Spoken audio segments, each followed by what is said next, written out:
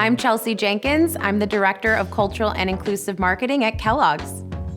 So people have always been my passion. I think enabling and inspiring people to feel they can be their authentic selves in whatever space they're in, whether it's personal or professional or just showing up in the world. Everyone deserves that fundamental right to be themselves. Edna Lewis is a food pioneer, chef, and cookbook author.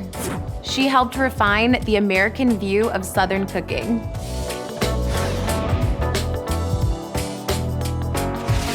We have to recognize that in our country, in the United States, there have been systems put in place historically that have made it more difficult for certain groups to advance or gain access to certain resources and opportunities. It's just such a fundamental aspect of life that you should have access to food and to healthy food that makes you feel your best and that you can be your best.